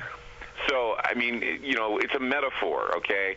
Take the metaphor to the bank and understand that the war of civilizations is being conducted by both the neoconservatives, some of the Muslims, and the Jews right now. It's meant to be, and it's World War IV, darkening the horizon. And it's darkening the horizon right now, and it's being done with frightening speed, and the media is basically the foreshadowing. I mean, go to the movies, and when you go to the movies, you see primarily what is going to be in your future, or at least in your immediate future, because for some reason Hollywood now is getting a whim, and they're creating these things to get us used to this idea. I remember there was an interview with Steven Spielberg, and Spielberg had said that when he did War of the Worlds, he said it wasn't an alien movie per se, it was a movie dealing with refugees and how Americans have not experienced the refugee experience. And so here we are seeing people leaving their homes and walking the streets because they've been destroyed by aliens or some force, some invisible force, and they're walking the streets to try and find shelter. And as we're watching in the movie theater, we turn on the TV, and Katrina has done the same thing to everybody there in Louisiana. Oh my gosh, we got a caller. We got a caller, Clyde. Hang on just a second. Caller, where are you from? You're on the air. What's your name? I'm from Kansas. Hi. My name is Laura. Hi, Laura. Hey, Laura. Hi. Hey, I'm a new listener. Liar. This is a great new show. Well, thank you, Laura. Ah, right. Hey, I have a question for Clyde. Okay. For a long time, I have been very disillusioned by what the New Age movement has been doing to people.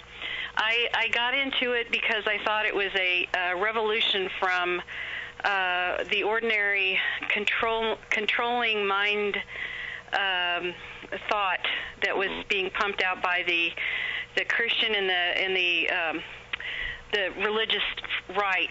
And unfortunately what happened with that was I found that they were just as controlling but in different ways. Sure. What are your thoughts on that, and have you had experiences with that particular thing? I had learned halfway through my when I was doing Ground Zero, I learned something about any organization that claims to have the answer, and that is the answer is plain and simple. The answer is the elimination of all imperfect human beings and the elimination of all those that they consider to be bottom feeders. So whenever you have an organization that places themselves in a position that says we're better than you are, you have to worry. And you have to basically say, oh, that's what their agenda is to eliminate those who don't believe or don't agree with them. And that seems to be the case, is that if you don't agree with somebody or if you don't agree with a certain type of dogma, immediately you're anathema. You're basically left alone and you're a pariah. And so if you say to yourself, okay, I'm not going to have a belief system, I'm going to be objective, and I'm going to look at things outside and not throw myself in the middle of one belief system, then you immediately can see them for what they truly are, and that is that they're manipulators, because they basically what they're saying is that I have the solution, you don't, so you follow me. Right. And what they should be doing is they should be saying the solution is being able to recognize the patterns of manipulation in order to avoid being at the end of their idea that they want to convince you to destroy yourself in order to save yourself. Right, and my feeling on that too is that it starts out a lot of times for a good cause. You know, it's like it's rebelling against that traditional thought, and then it ends up being the same stuff except with a different agenda. And the thing that's really bothered me over the years, more so than any one thing with the New Age movement, has been the stuff that Lee Carroll has done. I don't know if you know who he is. No. Oh, okay. Well, he's the gentleman that's the big proponent of indigo kids. Oh, the indigo children. Yeah. Yeah. Well, you know, the American Psychiatric Association, you know, they have their agenda too, but they've worked really hard to get the word out for people with ADHD. All right, so this man has single-handedly undone all that work by saying that it's a farce, that our children are just bored, and they don't need help, that they need a beating. Well, it's funny you bring this up about the boredom, and I was going to talk about this in a quick take, but I wanted to do the introduction to the manipulation and the idea of rage. Right. When we're looking at boredom, I don't know if you've heard about the church burnings that are going on in the country right now. Mm-hmm. The church burnings are going on, and just the other day there was a report out of Portland, Oregon, and it made national headlines about a guy who was just walking down a street at night, and 40 kids attacked him, beat him up. Wow. And when they asked one of the kids why they did it, the kid said, "Because we're bored and we needed the adrenaline rush." And there's also another real life video game. Well, there's another the situation where they asked if the churches were being destroyed by racists, and they said no, it's being done by kids who are looking for an adrenaline rush. And so what we're looking at now is you're seeing Muslims that are going crazy. You're seeing you're seeing kids that are beating up people at random, parents who are killing their children, and no one knows why. Yeah. That is sick. I can tell you what it is. It is that alien infestation, that virus that taps into the human mind. And its fragmentation is being done through foreshadowing mechanisms and textual mechanisms and semiotic mechanisms that are being broadcast and that are being pumped into the brains of human beings. When you're told... Like subliminal thoughts? Yes. When you're being told you have to react to a cartoon, you'll react to a cartoon. And if someone's going to sell you flags to burn, you're going to buy flags to burn. And that is what's going on. The L.A. riots, for example. Remember the L.A. riots? Yeah. The L.A. riots, we watch a guy getting beaten on a video camera. They videotape a guy being beaten, and then they turn around and they say, okay, these guys who beat him up are not guilty. Of course you're going to get people angry, and it's going to build on itself. They're doing this again. Okay, that's why we have the cartoons. That's why we have the soldier being shot by the police officer. That video footage was scary. That's why we have British soldiers beating up Iraqi kids. Because what they're doing is they're stoking the fires. They're stoking the fires for the ovens is what they're doing. And people will willingly march into hell if they think it's going to save them. Right.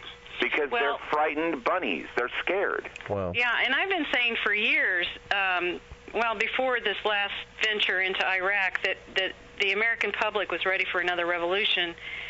Of course, everybody's like, no, people are just too complacent. But, once you start getting into things that gets at their fiber, what their money and, their possessions, then they'll start uprising. Sure, and that's going to happen. I mean, I can tell you right now with all sureness of soul and thought and everything, the money in this country is going to be devalued. Gold is going to go up in price. I mean, if you're not investing in gold or something of worth now that is something you can hold on to, you're a fool. And I can tell. Or if you're not saving food, you're a fool. If you're not saving drugs, you're a fool.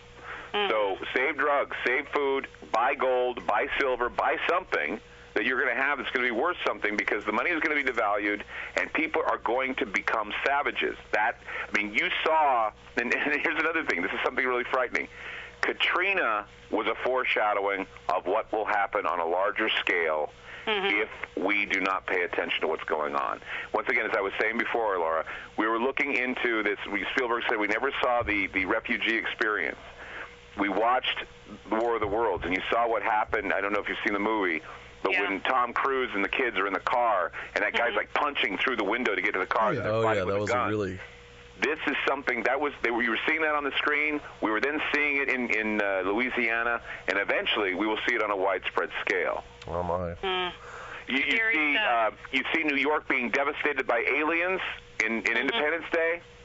New York's devastated by 2 airplanes and 2 buildings going down, exploding. We see that on the screen. And then when Bush talks about the idea of L.A. being attacked, they show the aliens attacking the same building that he's talking about. So we've seen it all happen in Hollywood over and over again. And like, okay, the day after tomorrow, what happens? We have a movie about strange weather going out of control because of a new ice age that may be coming on the horizon, or global warming, or what have you. The year after that, we have hurricanes far more devastating than we can even imagine, and weather that breaks all records.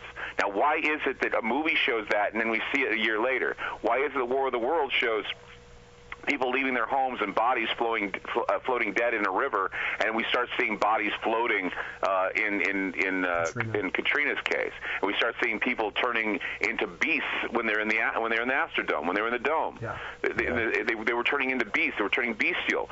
That is what your future is, and what it is little by little watching the world end. It's little by little watching people be provoked, and it's to prepare people for battle. It's to prepare people for survival of the fittest, our base instincts, our reptilian territorial mindsets, and to remove those which we consider to be those that are expendable. The bottom feeders, the ones who don't believe like we do. Yeah. I always think that art reflects humanity, and it also predicts humanity. Yeah. So it does, and as I was, and I've been talking about, as I talked about, I did a quick take just yesterday. I said it's kind of interesting how, we're going to have the Academy Awards tonight, and the Academy Awards are going to focus on films, and in fact, they even talk about it. There's this article that was in the Drudge Report, and I found it very odd that they used the same words that I did, the Brave New World. That Hollywood is showing us a brave new world with homosexual cowboys and transgendered females and violence like in the movie Crash and all these other things that are going on. And these are these breakthrough movies, suicide bombers, all these things that are reflecting Syriana, Good Night and Good Luck, corruption in the media. All these things are there, and they're all foreshadows of how bad it will become. Oh, yeah. And yet, what's really interesting is they're going to be giving the Academy Award tonight. And that Academy Award, no one knows what Oscar is. They just know that he is a gold statue who is tall and slender with a bald head and big black eyes. He's an alien with worms in his brain. He's an alien. Well, They're handing you the Alien Award because the aliens are those that are in control. It's like, what is it? It's like Plato's Cave, where they strapped people down. They would chain them to their seats, and then there were controllers that would put shadows on the walls, and we would watch the shadows, but we wouldn't know who our controllers were. And if we were to look back at the controllers, we would find out they were all devils. I mean, Plato's Cave. It's what it is. It's all. Here's another thing too. Wands, magic wands, are created by holy wood, and magic is created by Hollywood. The same thing. It's just they're using different techniques to manipulate the people into moving into those areas. Yeah, that's yeah. I think I'll stop using my wand. Probably so. Well, Laura, we appreciate you calling. Yeah, We've only got about Laura. 4 minutes, so. Sure, it's great. And I'll pimp your show too. Okay. Bye-bye. Thanks, Take Laura. care, Laura. For those of you that don't know, Laura runs a show here too. It's called Full Moon Radio. You can access it at fullmoonradio.com, and she's on the OmniSound Radio 1 network as well. The Oscars also have Johnny Cash. That sounds like a bad joke. Sorry. What do you get when you get 4 radio talk show people on the same one? It does sound like we have to work on that, Scott. Right. But we got 3 minutes left. What do you want to? Final word. The final word is pay attention to what is called the patterns. Look at the pattern. That's your solution. That's the way to combat yourself. You start seeing the patterns and start believing that the patterns exist. Don't think that it's a matter of magical thinking. It's a matter of a reality. As I said before, your leaders have different moralities than you do, and they are not above committing acts of murder in order to get their point across. And that is the way it's been for the centuries. If it is reflexively painful for you to believe that 9/11 was an inside job, if it's reflexively painful for you to think that you're being had by your religious leaders, if it is reflexively painful for you to believe that the New Age movement is a group of people that have the same agenda as those in power, if it's reflexively painful for you to believe in all that, then basically divorce your belief systems and become a person who sees the world for what it is, and that is that the world is nothing more than an amusement park That it is a death camp disguised as an amusement park is what it is. It's basically, they're creating it to be a death camp. It's been an amusement park for a long time, but now it's beginning to reveal itself as being a death camp. And that's what they want it to be, because if it's a death camp, if you're always thinking that you're going to die, then they have control over you. It's control through fear. Yeah. It's holding the snake on the stick in front of you and saying, do you want to be like this person? No. Do you want to be the snake hanging on the stick? Do you want to be the god hanging on the stick? Then start getting off the stick and getting involved with what we're wanting you to do. Every time that cross is held in front of your face, it's being done because they want to remind you of what it means to be godlike. It's them putting it in your face that the minute you start acting like this is the minute you're going to end up on that stick. And it's a scary thought. It's manipulation. It's mind manipulation, but it's there. And people say, oh, it's anti-Christian to say that. No, it's not. It's anti-Christian to worship a dead Christ. It's full Christian to worship the Christ that's alive. It still believes in peace and turning the other cheek and loving thy neighbor and all those things. It's that what you're supposed to do, not worshiping a dead man on a stick, the serpent on the stick. We should not be worshiping that. Oh, certainly. Man, well, Clyde, oh man, this has been great. Yeah, Clyde, thank you so much. It's been a pleasure. Cool. I had a great time, and I hope the listeners, get something out of this and understand what is going on. It's far more serious than just wondering if there is an unexplained. There is an unexplained, but the unexplained is explainable, and the truth is still out there. But honesty is hard to find. And even though you're looking for the truth, it will set you free, but it's going to piss you off first. And you got to understand that. Fair enough. Yeah. Well, Clyde, I appreciate it. Thank you, and we'll see you in the chat room hopefully in a minute. Yeah. Yeah, I'll probably hop in if I can. Yeah. Okay. All right, great. Thanks a so lot, much. Clyde. You bet. Take care. Bye. You bet. You too. And that was Clyde Lewis. Wow, what a wow. That was quite an interview, wasn't it? I mean, don't you think? Yes, it was. That was. Hold on. Wow. Now we've got a caller after the fact. Okay. Hang on, we'll try it. That's sure, fine. Why not? That's fine. Caller, you on the air? Where are you from? What's your name? This is Gifton. Gifton, hey, what's going on, buddy? Gifton. Gifton's in the chat room right now. Yeah. You just missed him. Oh, really? Yeah. We're on about a 2-minute delay. But sorry. Thanks for calling in, though. Yeah, seriously. That's all right. Yeah, I was in the other room, so I wasn't listening. And then I had a question. Oh, well, that's all right. Well, give us a question, and we'll see if we know. I'll just talk to you guys in the chat. Okay, Gifton. All right, take care, buddy.